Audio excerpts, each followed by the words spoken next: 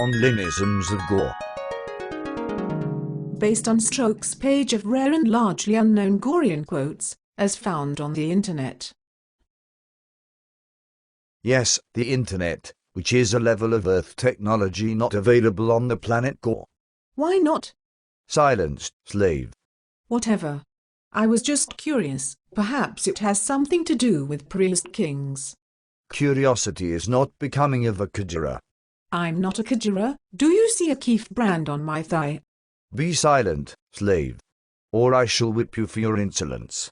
I am trying to concentrate. That must be hard to do, with that funny thing on your head. You don't even look Gorean. What the hell are you supposed to be, anyway?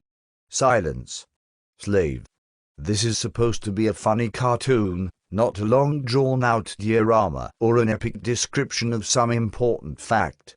Right, like describing in minute detail the biology of priest kings, or long drones of Gorean chess games, those that seem to just go on and on, as if the reader was interested.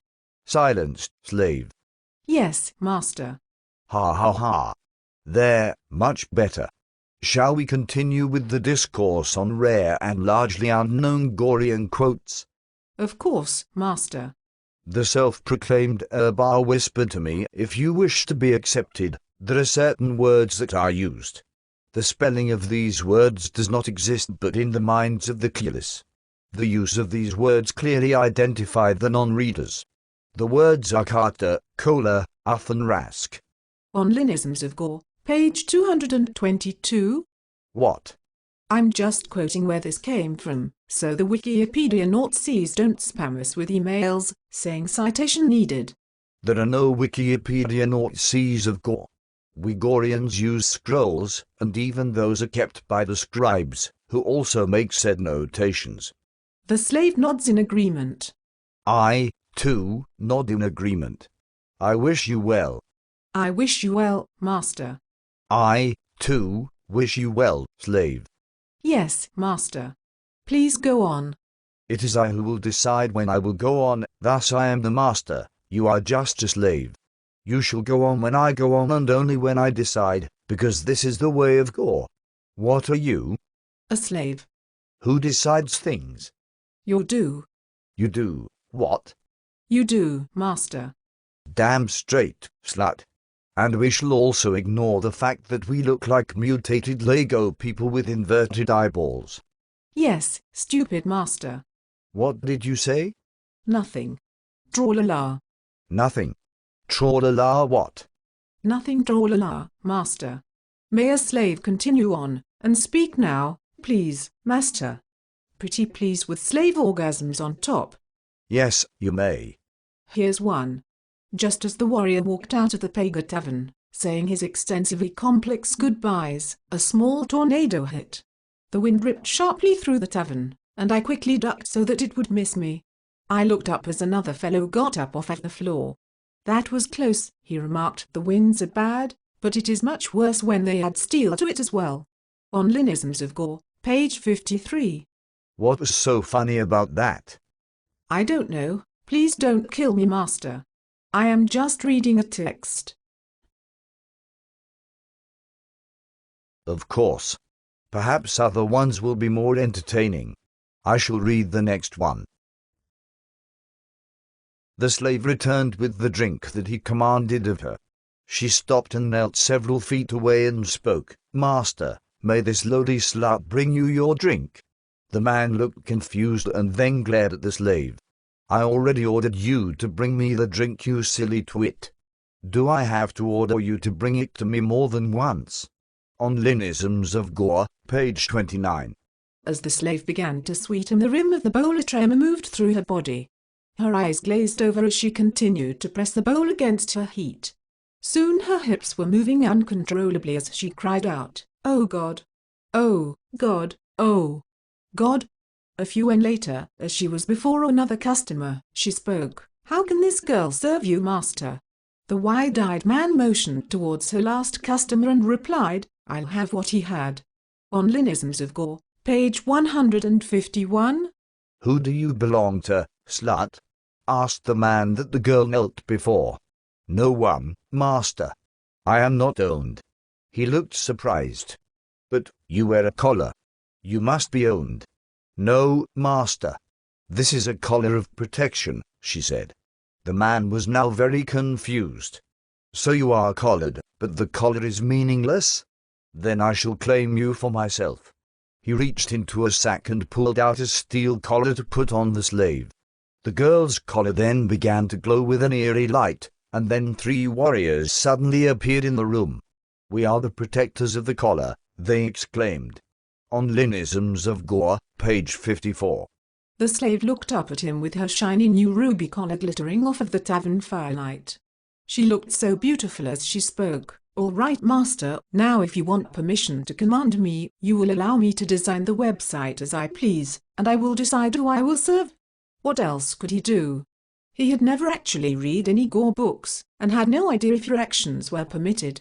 If he wanted to own her, he must surrender to her demands, and hand her own leash over to her, so of course he did. Witless of Gore, page 10. Right, a Gorean webmaster. Or, an Earthman who was role-playing himself to be Gorean, with an Earth girl, who was also pretending. I guess in that context that could be a funny one. Here is another quote, with a stunned look on his face, eyes blinking in shock. James asked him disbelief, "You mean there are actual books to read about Gore?"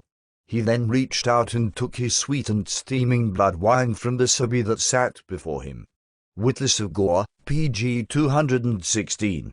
Blood wine. Isn't that? Oh, never mind. So the 2 grizzled warriors sat and drank their paga, while watching James across the tavern. I am pleased that he has finally found his place around here, one said to the other. It suits him well. The other warrior just nodded and took another sip of the paga, watching as James waved the next slave in through the front door, saying, "Yes, slave. Enter. Quickly before they all stack up behind you. Yes, Bunny, you may go. Bambi, where is your carter? Come on, girls. Now don't dally." From Witless of Gore, page 143. I guess he was of the doorman caste. Here is another one. The slave lay on the tiles crying from the master's harsh words. Several other free in the room looked disapprovingly at the man who had dared to yell at the girl. "What do you think you are doing?" they asked him. "What makes you think that you can yell at a slave? They are to be treated with respect and shown dignity." Then the strange men stared at the slave and said, "Come here, little one. It's all better. No one will order you around now." Coddlers of Gore, page 312. What? Coddlers of Gore? There is no such book. Neither is there a Witless or Gore, or a book called On Linisms of Gore. Shall we go on quoting these texts? They aren't even written by John Norman. Silence, slave. Assume the position. I can't. This cartoon software doesn't let me do anything except stand here like this. Fine, then, you will kiss the whip and lick my boots later. Continue on, slave. The self-proclaimed Oba smiled at the slave as she returned with his black wine. "Thank you for that, lass. I shall not forget your kindness." The girl then moved to the slave mats where she knelt with the other slaves. One of the slaves then whispered to the others, "Are we ever going to get any men in here? I am just sick and tired of serving these wimps." Her sis suddenly looked at her. "Watch your voice. Do you want them to make you write, 'I am a bad slave,' 100 times on the chalkboard again?" Coddlers of Gore, page 213. They don't have chalkboards on Gore. Only scrolls, slave. Yes, my master. If a lowly slave may speak, tea was just a joke. Try and not take it so seriously, please. May I continue? Of course. After entering the tavern, the white silk slave knelt in tower position upon the slave furs. A man looked over at the girl and commanded her to get him paga. The girl shook her head and said, "No, I have been restricted from serving drinks." The man looked surprised but undaunted. He commanded her to get him some food. The slave again shook her head and replied, "I have also been restricted from serving any food." "Well then, slave," he asked her, "just what can you do?" She smiled and said, "My master has only allowed me to kneel here, look pretty, and wear this shiny, new, gold jewel-encrusted collar." Then, after a moment she added, And I am of course also allowed to speak my opinion and make my own rules. Coddlers of Gore, page 192. I'll read the next one. This is from Booters of Gore, page 132. How can it be of Gore if it is a book? Only books have pages, not scrolls. I don't know. John Norman writes books, not scrolls, so the pages come from those. Well, technically John Norman isn't the author. His name is really... Silence. Slave. Yes, master. So anyway, the self-proclaimed Urbar had called the chat room ignore on the book-toting Gorean, but he knew that his weak attempt to silence the truth would not work, so he messaged his stronger ally, the script kiddie master. With a sigh of relief at the Booter's arrival, the self-proclaimed Urbar then pointed at the Gorean with the book knowledge, and murmured in whimpering tones, "Please use your awesome power to get that thing out of here. He is ruining my game." Ha ha ha, that was from Booters of Gore, page 16.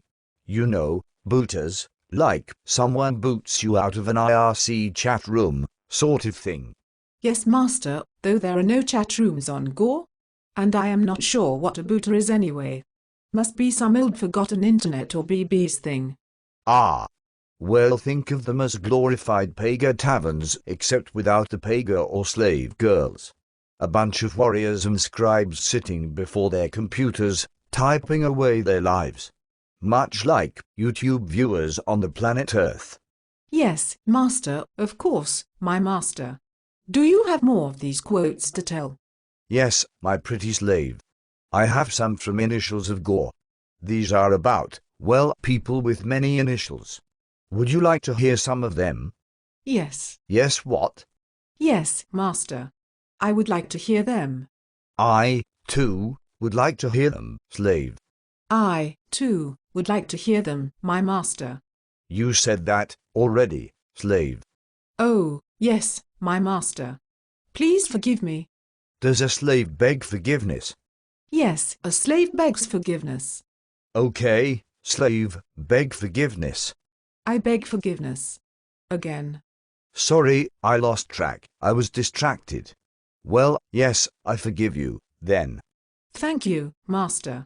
All right then, next one. You read it, slave.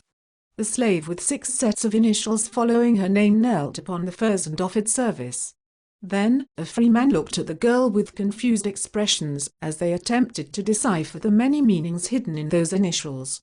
When asked what the OLO stood for, the slut smiled shyly and replied, "Master, that means online only." James shook his head at the girl. "Your master needs to reduce some of those initials, slave. There are too many. Take my free collar for instance. It is easy to interpret LOL as lives online, and FS as full of shit." Initials of Gore, page 154. That was so funny, I forgot to laugh. So, there was this virtual community of Goreans that existed on some sort of computer simulation, you know, 3D avatars walking about. The Simona was explaining to a group of newcomers that to be Gorean was to be themselves. Be as individual as they themselves were, he said. Be yourself, and do not give in to others' pressure. Be a free thinker, unfettered by others' ideas. Be your own person. Now come in here and wear your group tags, showing you are part of this collective. Initials of Gore, page 433. I guess that was for the benefit of our viewers who play on Roleplay Worlds Grid or IMView, or Open Simulator Grids, or Linden Labs Second Life perhaps. Yeah, I guess so, master. So, far away in another world, the little ones slowly approached the house that the now dead free woman lay beneath. Could it be true? Was the mean old free woman finally dead?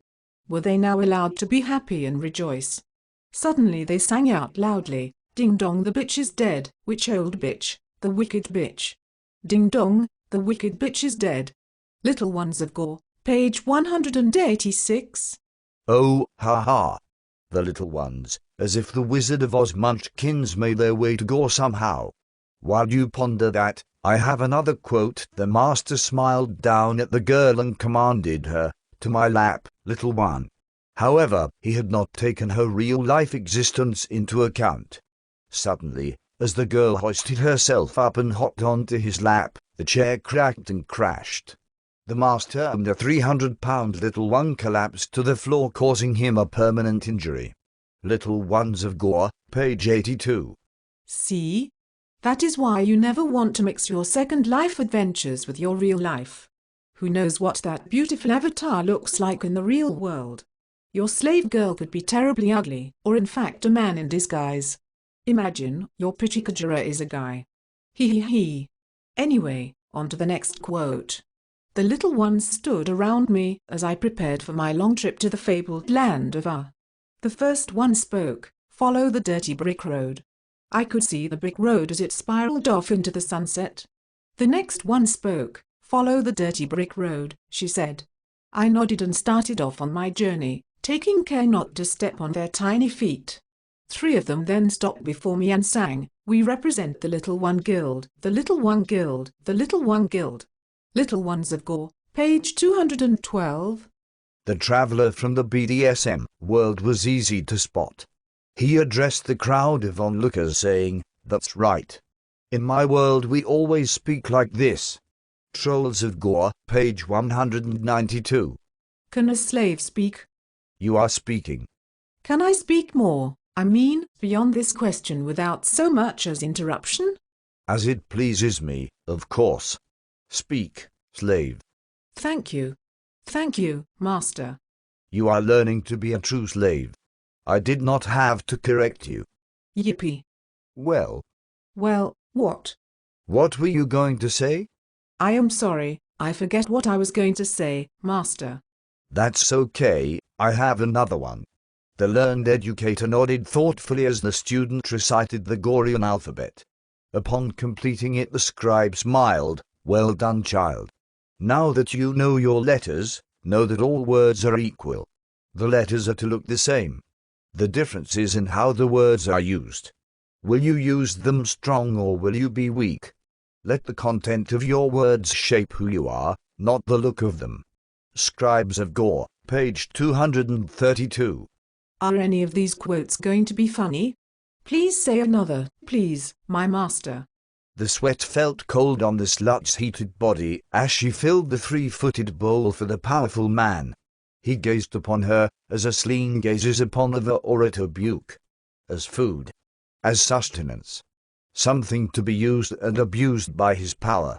As she knelt before him, she could feel his power over her. It overwhelmed her as her breathing became rough and uneven. Master, may this slave present you your paga." With narrowed eyes that literally bit their way deep into her soul, he nodded at the slut. "Now, slut. Serve me now." Over Dramatists of Gore, page 83. May I do the next one, master? Yes, hurry, slave, before I fall asleep at these monotone voices. Yes, my master. The master and his assistant added the words and tags Cola, Carter, Uth, and Rask to the website and wondered, will people now believe that they are really supposed to use these words? The webmaster asked, or will they know better? The assistant laughed and shook his head, saying, "It's on a page. They will believe it because we know so few read the books." The master nodded, agreeing. "That's great. Then we'll also add that they are to send us $5 each time they log on. How Bill Gates made his first million, page 52. Comicus of Cuz appreciated the crowd's applause. "That's right. I never get no respect. When I was a kid I asked my father how to get my kite into the air. He said I should run off a cliff. The other day I got a message from the free woman next door that said to come over. Nobody is home. I went over. Nobody was home." Stand-up Philosophers of Gore, page 18. Was Rodney Dangerfield transported to Gore on one of the voyages of acquisition? This I don't know. I do know this though. Comicus of Cuz appreciated the crowd's applause. He went to see one of the physician cast and said, "Doctor, every morning when I get up and look in the mirror I feel like throwing up. What's wrong with me?" The physician looked back at him and said, "I don't know, but your eyesight is perfect." Stand-up Philosophers of Gore, page 19. Canned laughter is so overrated. Anyway, Comicus of Cos appreciated the crowd's applause. A lack of respect.